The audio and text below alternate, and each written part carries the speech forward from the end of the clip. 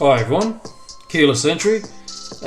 Just doing a little video where I'm going to ask some questions to the community. Just got a bit of spare time on my hands.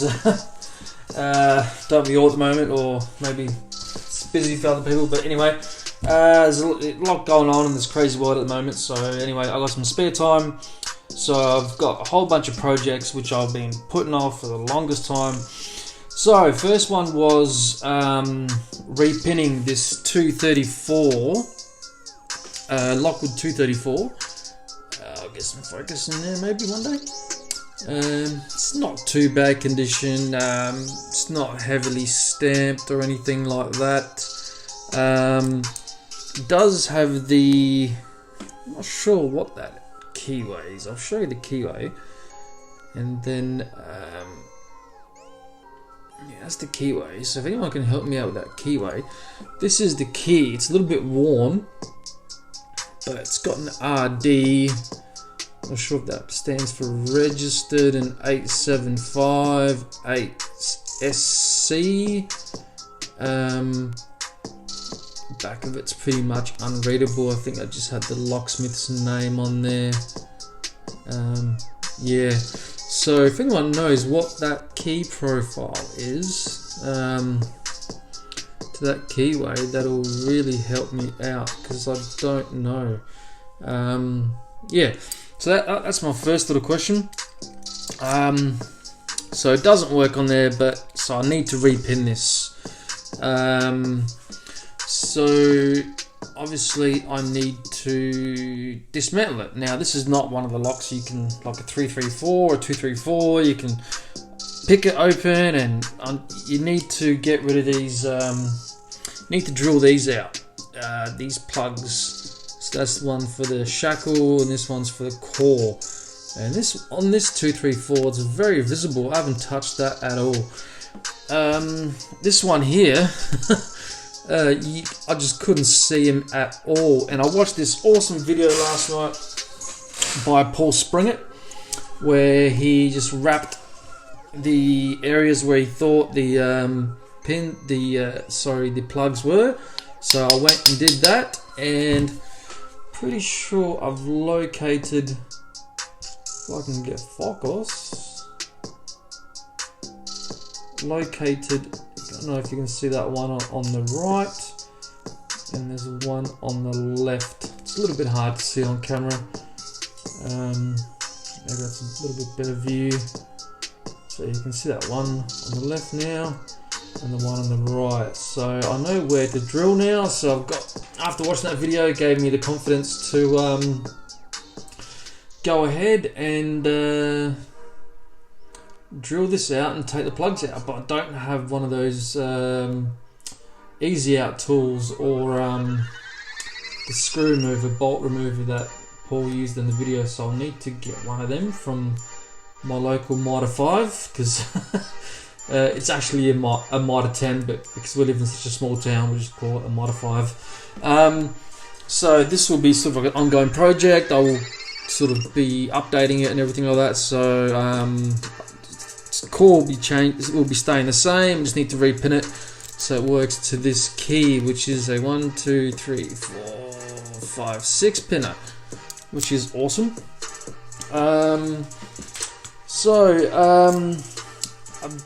One thing I'm sort of worried about is I don't have plugs to replace. So once I drill these plugs out, I don't have replacement plugs.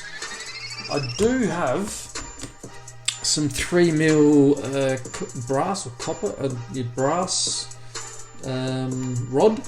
I've got a whole bunch of these, and I did receive from Paul a BDS build it yourself style. It's the same as the 234s. This is a 5 pinner, that's a 6 pinner, that's why it's taller. But yeah, so I sort of got the locations off that and put a little circle around it, then started wrapping, and then it came clear where they were. So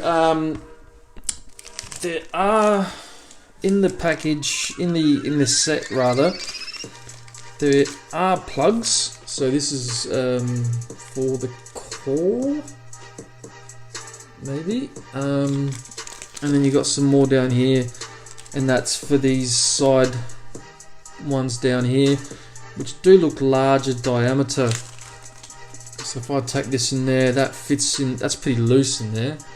So I'm hoping that it's just a little bit too big.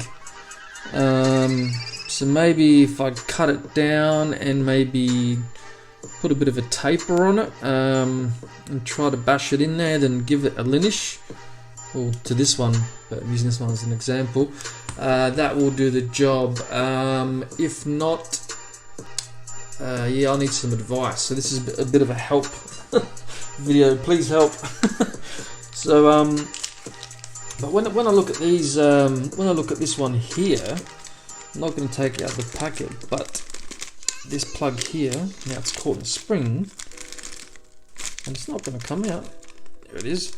So when you take these two here, they do feel very similar diameter. This one feels tiny bit thinner than this rod I have here. So I wonder if that would come in handy.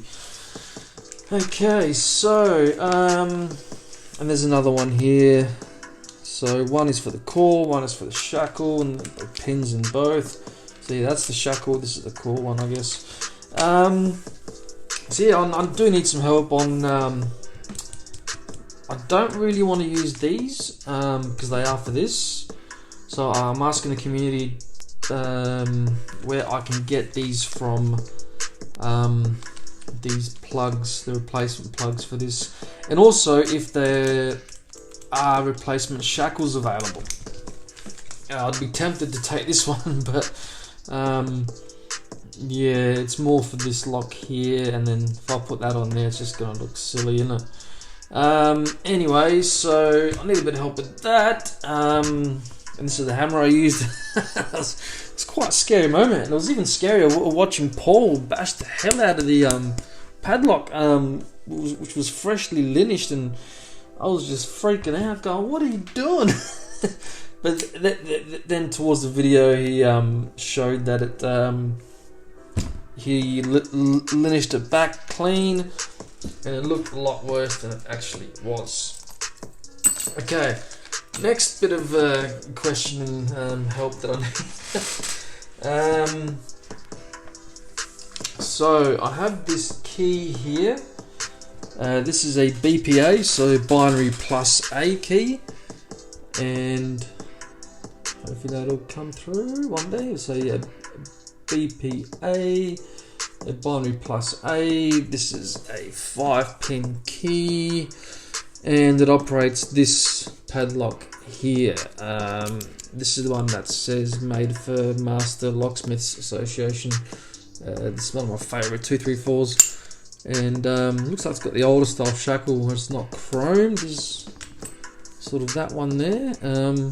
Yeah, I don't know if that's age indicative or anything, or yeah. Anyway,